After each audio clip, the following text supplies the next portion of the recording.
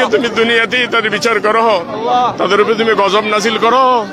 ইয়া রাব্বা হাযাল বাইত, হে কাবার মালিক, তোমার কাছে আমার ফরিয়াদ, যারা নির্বাচনের আগের দিন আমার নামে কুৎসা রটনা করার জন্য, আমাকে হেনস্থা করার জন্য আমার গাড়ির ভিতরে টাকা ঢুকাইয়া সারা দুনিয়াতে আমার বদনাম ছড়িয়েছে, তোমার দরবারে আমার ফরিয়াদ, তুমি এই বদনামটাকে আমার জন্য সুনামে পরিণত করে দাও। যেমন ভাবে রাসূল পাক সাল্লাল্লাহু আলাইহি সাল্লামের বদনাম করার জন্য আবু জাহেল এবং তার সঙ্গপাঙ্গরা ওনাকে পাগল বলে আখ্যায়িত করেছিল, আর তুমি জনগণকে নবীজির দিকে ঝুঁকাইয়া দিয়া ইসলামের উপকার করাইছিলা, দ্বীনের উপকার করাইছিলা, ঠিক তেমনি ভাবে তুমি এই বদনামটাকে আমার জন্য সুনামে পরিণত করে দাও। আর হে রব্বা হাযাল বাইত, হে কাবার মালিক, তোমার দরবারে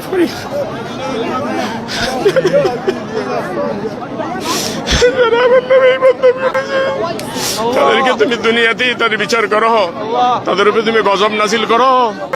যারা এটার পরিকল্পনা করেছে, যারা এটাকে সমর্থন করেছে, যারা এটাকে তৈরি করেছে, আল্লাহ তুমি তাদের উপরে গজব দাও, তুমি তাদের উপরে গজব দাও, তুমি তাদের উপরে গজব দাও। তোমার দরবারে কাবার,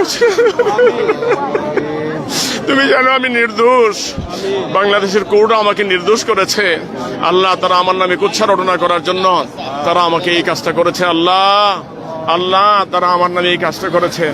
আল্লাহ, তোমার কাছে বিচার দিলাম, তোমার কাছে বিচার দিলাম, তুমি এর বিচার করো। আল্লাহ, তুমি এর বিচার করো। হে কাবার মালিক, আমি তোমার ঘরটা ছুঁয়ে বলছি, আমি তোমার ঘরটা ছুঁয়ে বলছি, আমি তোমার ঘরটা ছুঁয়ে বলছি। আল্লাহ, আল্লাহ, আমি তোমার ঘরটা ছুঁয়ে বলছি।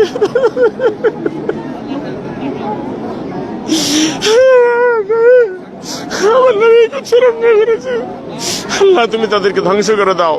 আবু লাহাবকে যেমনি ধ্বংস করেছিল, আবু লাহাবকে যেমনি ধ্বংস করে, আল্লাহ তুমি তাদেরকে এমনি ধ্বংস করে দাও।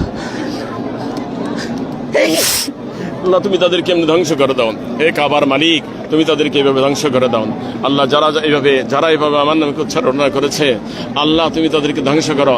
সারা দুনিয়াকে দেখায় দাও, তাদের উপরে লানত দিয়ে গজব দিয়ে তুমি দেখায় দাও। আল্লাহ, তুমি দেখায় দাও। আল্লাহ, আল্লাহ, যারা এটার সাথে জড়িত আছে সকলকে গজব দাও। আল্লাহ, তুমি সকলকে গজব দাও। আল্লাহ।